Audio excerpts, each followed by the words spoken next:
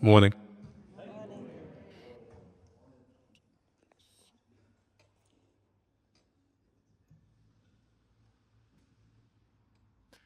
Has there ever been a time where no matter what efforts you made, you couldn't fit in? This could be in school, the workplace, an event you attended. This question reminded me of my own desire for our secondary school for a black North Face puffer jacket. I mainly wanted one as they were seen as the cool kids' uniform, and they had the ability of making anyone into an instant somebody. Yet despite all my efforts, I didn't manage to get one. The key word of today's message is being unique. Unique. I would love to talk to you today about the reasoning behind our uniqueness and individuality as people, to provide a better understanding as to why and answer how we will practically implement this. 1 Corinthians was originally written as a set of letters to the early church of Corinth by the Apostle Paul. Paul had received reports of problems occurring within the churches, so to help with these problems and handle any previous miscommunications, he wrote a set of 4 letters to the Corinthians. For this reason, 1 Corinthians is divided up into 4 distinguished sections, with each individual section providing advice on a different topic of issue within the local churches. Paul's discussion varied from the problematic teachings of the early church to providing a better understanding to the significance of the resurrection of Jesus. Today's passage, 1 Corinthians 12, is a part of a wider section providing advice on church as a gathering. One of the big problems Corinth faced was handling and the managing of the church gatherings, as people from a widely different range of backgrounds were meeting together as a result of the gospel of Jesus Christ being spread. The result was the gathering was messy, left people distracted, and unable to focus on the teachings of the gospel. So, to steer the early church in the right direction, Paul provided clear instructions. Alongside these instructions, Paul used analogies to clarify things to the early church.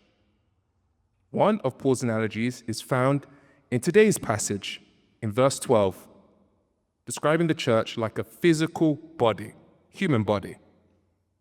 He wrote, "Just as a body, though one, has many parts, but all its many parts form one body, so it is with Christ."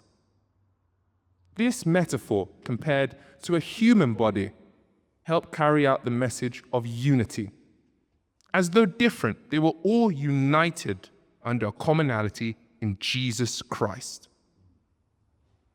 However, how does a passage on the topic of church gatherings have anything to do and be related to the topic of uniqueness?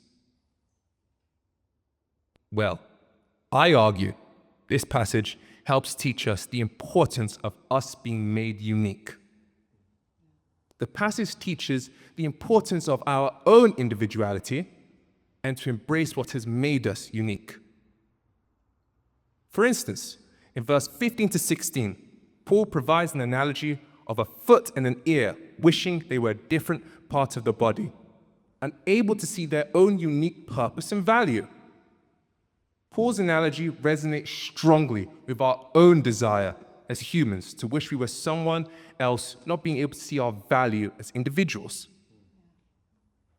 Paul's message provides perspective into the reality if we were all the same, without any difference. The reality is the body of Christ would suffer. He writes in verse 17, "If the whole body were an ear, where would its sense of smell be? For the body to be united, there has to be diversity within the body." So, Paul's message shows why it's important for us to be unique.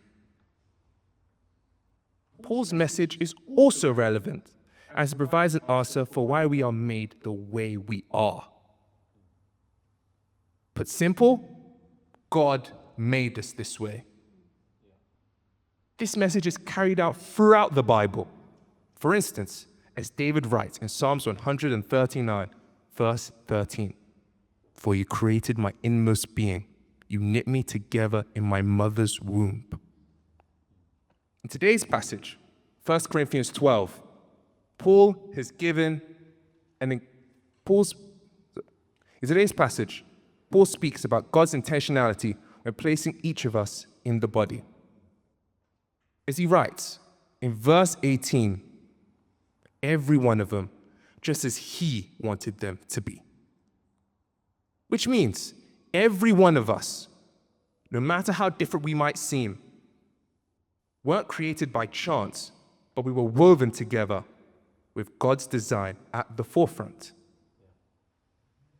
Yet, while the message Paul has given in this passage is encouraging, our own realities can look very different. How relatable is his message when in environments where being seen as unique is not a badge of honor? Does it speak to the loneliness of being truly authentic? Looking back on my life, in environments such as an all-boys secondary school, I didn't put this into practice. Instead, I tried my best to fit in. For example, changing the way I dressed or the music I listened to. However, it's times like these that I wish I had read and taken to heart passages such as 1 Corinthians 12. My hope is that by hearing this message, you are able to feel more confident, truly understanding what it means to be unique, and then being able to live this out. What would Paul's message look like in the workplace, on our own university campuses, and the everyday scenarios we face? Though, I would love to give a short, simple answer to this question. I can't. Our situations differ. They aren't the same. However, the foundation is the same. As for us to no longer look outwards, following the crowd, we must first look inwards. Being satisfied with ourselves, understanding we are being made perfect as God has desired.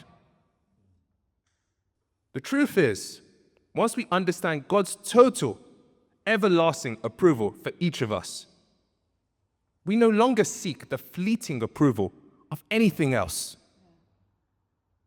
which allows us to embrace and be everything God has desired for us to be. By learning to embrace our differences, such as our ages, our hobbies, our life experiences, our uniqueness, we will more confidently step into our individual passions and callings. An increased willingness to be diverse will not only lead to our individual success, but more importantly, success for the wider body of Christ. To echo the words of Paul, if one part is honored, every part rejoices with it. To end, my hope is for this message to guide us tomorrow when we return to our everyday schedules, to help us understand why we have been made unique. And when we do forget and start trying to fit in, hold on to this fundamental truth. Though we are all different, we're united under Jesus Christ, and each of us is a special, indispensable part of his body, the body of Christ.